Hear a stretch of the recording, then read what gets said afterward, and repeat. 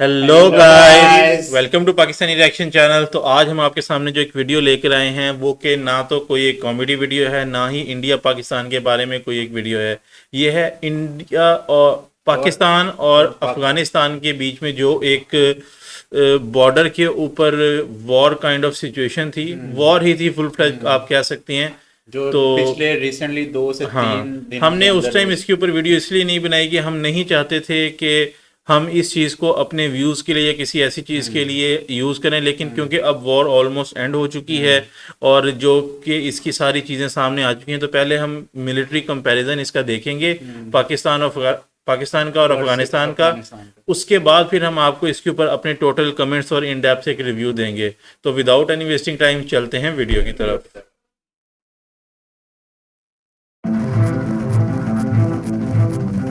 आज जब पाकिस्तान और अफगानिस्तान के बीच तनाव तेजी से बढ़ रहा है, अगर दोनों देशों की सेनाएं आमने सामने आ जाएं, तो नतीजा क्या होगा?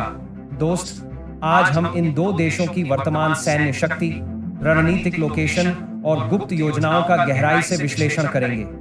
यह भिड़ंत सिर्फ टैंकों और ड्रोन तक सीमित नहीं, बल्कि इसमें छुपा है आतंक नेटवर्क, सीमा पार ऑपरेशंस और असली भू राजनीतिक गेम। वीडियो के आखिर में मिलेगा वो चौंकाने वाला फैक्ट जो इस पूरे संघर्ष को देखने का आपका नजरिया पूरी तरह बदल देगा। पाकिस्तान के पास जो है उससे उसे दुनिया की टॉप 12 ताकतवर सेनाओं में गिना जाता है। 9,43,000 एक्टिव सैनिक और 5,50,000 रिजर्व, यानी 1 मिलियन का मजबूती से खड़ा आर्मी नेटवर्क। वहीं अफगानिस्तान अब तालिबान के नियंत्रण में सिर्फ 1,65,000 एक्टिव फाइटर्स, बिल्कुल ही कोई रिजर्व फोर्स नहीं। वन साइडेड लग रहा है? रुको, असली गेम आगे है। इंडिया पाकिस्तान बॉर्डर की चर्चाएं तो बहुत सुनी होंगी, लेकिन पाकिस्तान और अफगानिस्तान की सैन्य तुलना उतनी वायरल नहीं होती।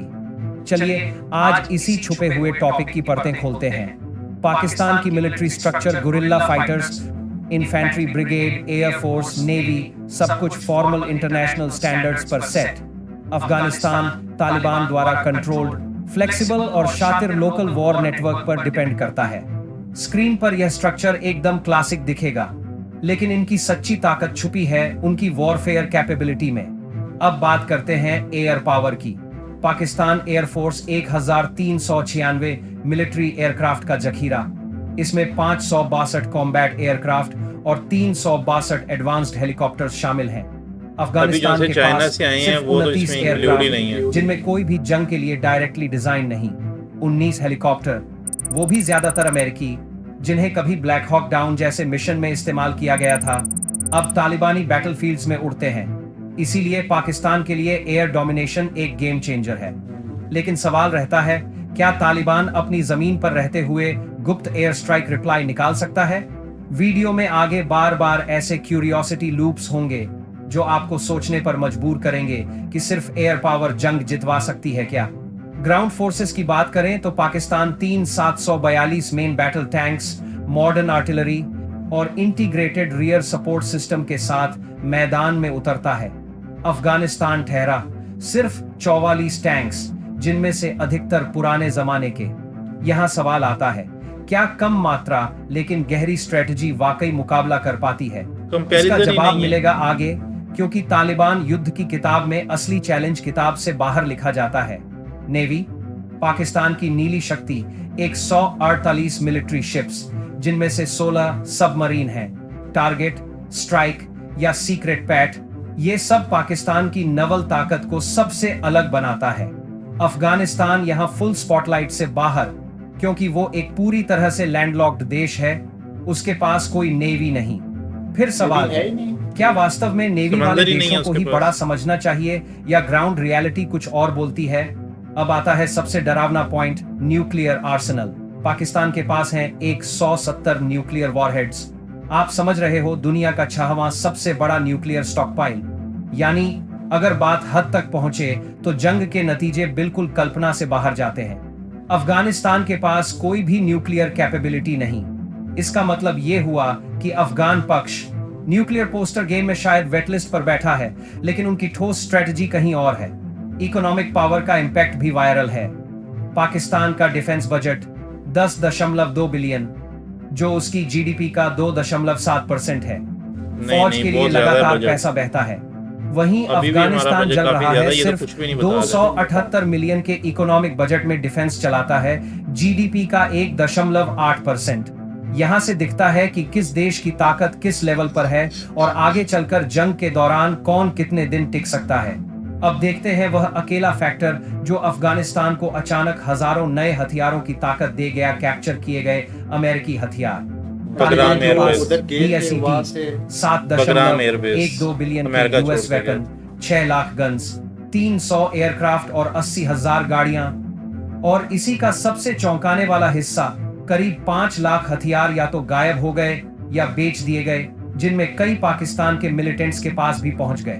आपके मन में सवाल जरूर आया होगा, क्या ये स्मगल्ड हथियार कभी रिवर्स वॉरफेयर में पाकिस्तान पर इस्तेमाल हो सकते हैं? इसका जवाब आगे। दोस्तों, सिर्फ संख्या से जंग नहीं चलती, असली खेल है असिमेट्रिक वॉरफेयर का। तालिबान ने बीते 20 सालों में गुरिल्ला इंसर्जेंसी का ऐसा खेल खेला कि सुपर पावर तक घूमती रह गई।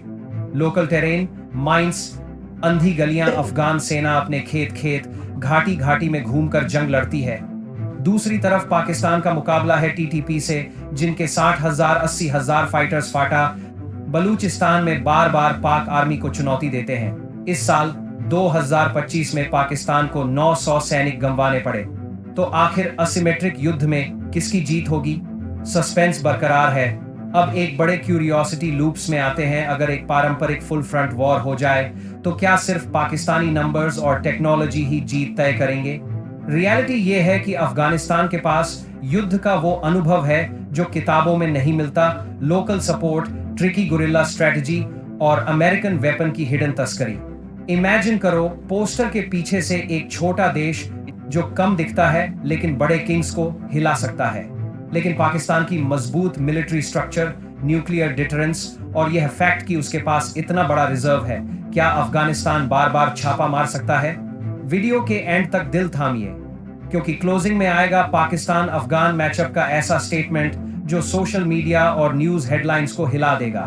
पाकिस्तान का मिलिट्री इकोसिस्टम बहुत अच्छी तरह से मेंटेन किया गया है। हर specialist unit, support, battlefield technology इसे संभालते हैं इंटरनेशनल एक्सपर्ट्स, लगातार मॉडर्नाइजेशन के प्रोजेक्ट्स। वहीं अफगानिस्तान की फौज ज्यादा लोकलाइज्ड और अडैप्टिव है। एवरी ईयर शहरी अच्छी गली, खासी अपग्रेड सूखे होती है। पहाड़, जंगलिन लोकेशंस पर प्रचलित और तेज। इसी वजह से टाइम टू टाइम अफगानिस्तान ने बड़े सुपर पावर देशों को झुका दिया, चाहे वो अमेरिका हो या यूएसएसआर। अब विजुलाइज करो कि ये भिड़ंत केवल सीमा तक ही नहीं, बल्कि पाकिस्तान की मिलिट्री ताकत और अफगान गुरिल्ला टैक्टिक्स की साइकोलॉजिकल वॉर तक चली गई। अभी बहुत सा क्लोज डेटा है अफगानिस्तान के स्पाई नेटवर्क, गायब हथियारों की असली गिनती या वह माइंस जो जमीन में दबी पड़ी हैं, ये क्लिफ हैंगर्स ही आपके लिए हैं जो पूरी पिक्चर को ब्लॉकबस्टर बना देते हैं। दोस्तों, आखिर में जो लोग आर्मी स्ट्रेंथ, टेक्नोलॉजी और जंग के अनुभव को सिर्फ आंकड़ों में नापना चाहते हैं, उन्हें आज का वीडियो बार बार सोचने पर मजबूर करेगा। जंग की असली जीत सिर्फ नंबर्स में नहीं, बल्कि स्ट्रैटेजी, ग्रिट और अनचार्टेड टेरिटोरीज के मास्टर प्लान में छुपी रहती है। अब एक दमदार सीटीए। अगर आपको यह वीडियो पसंद आया और आप डिफेंस, जियोपॉलिटिक्स और हिडन मिलिट्री मिस्ट्रीज में और गहराई तक जाना चाहते हैं, तो अभी चैनल को सब्सक्राइब कीजिए, बेल आइकन दबाइए, क्योंकि तो गाइज, ये जितनी भी इन्होंने डिस्कशन की है ना, एक चीज़ इन्होंने बड़ी सही बताई है कि पाकिस्तान के पास जितनी बड़ी मिलिट्री है और जितना एम्यूनेशन है, जितने एयरक्राफ्ट्स हैं, उसका अफगानिस्तान से कोई कंपैरिजन नहीं है। पर बहुत सारे न्यूज़ चैनल्स मैंने देखा है इंडिया, पाकिस्तान के, अफगानिस्तान के, वो इस बारे के ऊपर ना, इस बारे में काफ़ी ज़्यादा डिस्कस करते हैं कि भाईजान